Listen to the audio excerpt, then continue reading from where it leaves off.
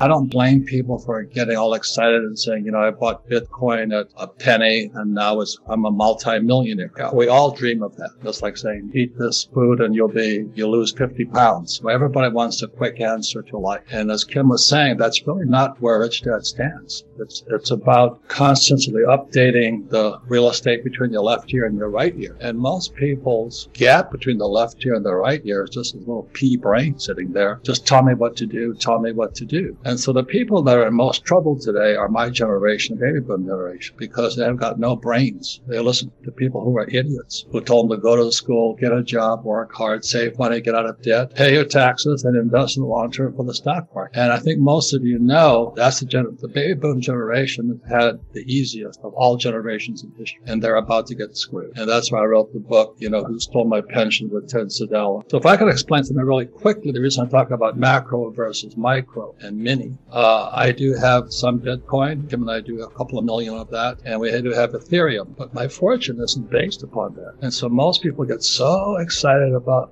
what's the price of Bitcoin, and they miss the big picture. So in the macro world, what happens is when there's a thing called quantitative easing or money printing, what that does cause, it causes inflation in the monetary system. In other words, real estate and stocks go up in price. But what it does, it screws the poor people. So if you don't have, you know, if all you have is a stupid job and you have a 401k, you've been screwed left and right. So the gap between the rich and poor is wider than ever before. The frightening thing is this, with guys like Jeff Wang, I'm glad you're on this program, and the real estate guys are on this program, because we're at opposite ends of the spectrum on the big picture. So if there is a thing which I've been studying lately, it's called GovCoin. If there is a Fed coin, we're all screwed, because what happens with printing of money through the Fed, it causes asset price inflation, which is why Bitcoin's doing well. If the government gets upset and say, well, these guys are stepping on my cape here, and they produce Fed coin, the trouble with printing of money is we're going into a depression. So please hear that. We're going into a depression.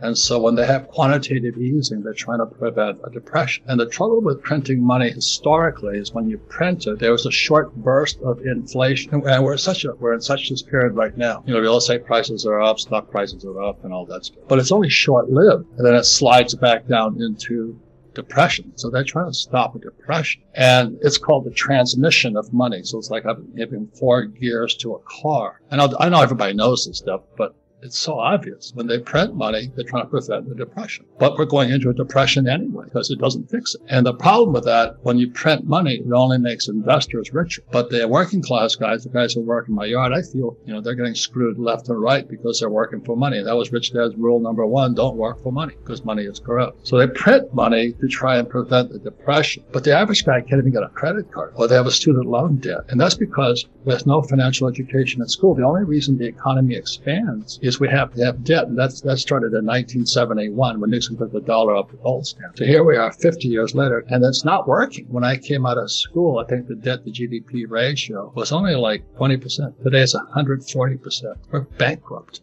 If they go to Fed coin, then we go to what's called Gresham's law kicks in, and we go to hyperinflation. When we go to hyperinflation, that led to Adolf Hitler in the Weimar Republic, led to Mugabe in Zimbabwe, and what's his name, Fidel Castro, and what's happening in Venezuela today. If they go to Fed coin, we're all dead anyway. But it's going to make gold and silver and income-producing assets even more important. I know most people know this, but if they keep printing money, the inflation is short-lived, but it's only in people who can get debt, and for people like Jeff who invest in assets that go counter the dollar, like Bitcoin, Ethereum, and all those fake coins that are out there. What I'm watching right now, so today the debt to GDP is about 140%. Every time they print more money, all that increases is the debt, but the economy gets worse. That's the trouble with what Bernanke started with quantitative easing.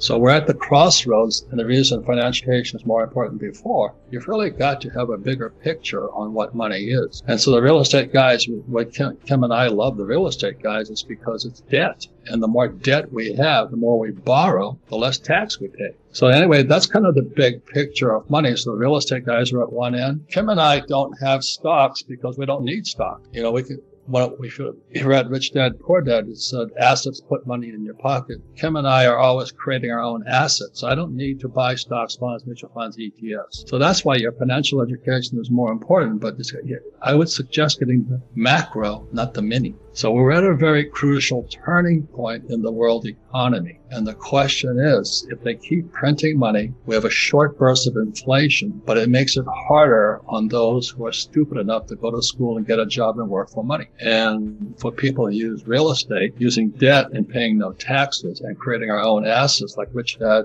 is an international brand, it's an asset. As they keep printing money, all that happens is the debt to GDP ratio is now 140%. We're bankrupt. That's all it means. That's like means you make $1,000 a month, but your monthly payments are $1,400 a month. That's basically all. And it's going to get worse next year. Before we continue, help us clicking that YouTube like button and subscribe now to our channel. This shows the algorithm that you valued this information. And it helps us spread that message. Sharing is caring. And now, let's continue. Do you want to know one thing about crypto? I made over 3,000% in profit in a few weeks. Fact is, the traditional financial system, the traditional money system makes you poor, not rich. If you want to earn $500,000, $1 million, you have to wait until you're 50, 60, 70 in the traditional financial system, and you probably will still be broke. And you will be old. This is not a sexy combination, as you can imagine. But the question is, how can you start in crypto and make these profits? Where to invest? Where to start? My name is Gunnar and I'm from Germany, as you can hear, and things are a little bit different in Germany. More about that later on.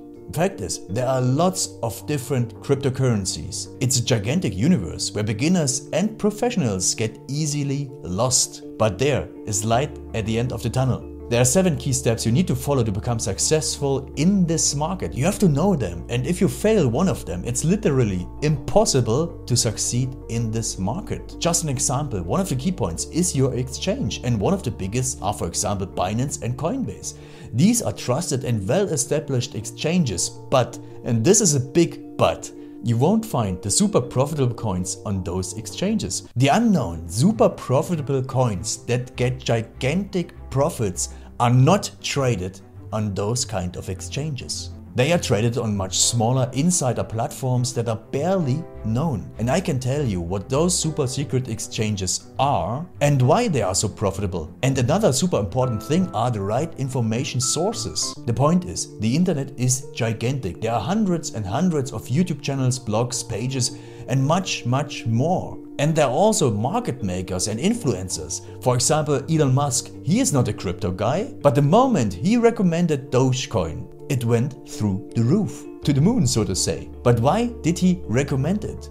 Where did he hear it from? He didn't hear it from newspapers. And believe me, he is listening to someone. But you have to know who, and you have to react before he is reacting. This is really, really important. And these are only 2 of the 7 steps you have to follow in order to be successful in crypto. And if you want to know all of these steps in much more detail, and if you want to have a comprehensive checklist, here's what you should do. There is a link below this video. Click on this link and you will get the opportunity to subscribe to my channel. Click on the link and you will see a video where I explain the next steps. So see you soon. Click on the link now. I'll see you there.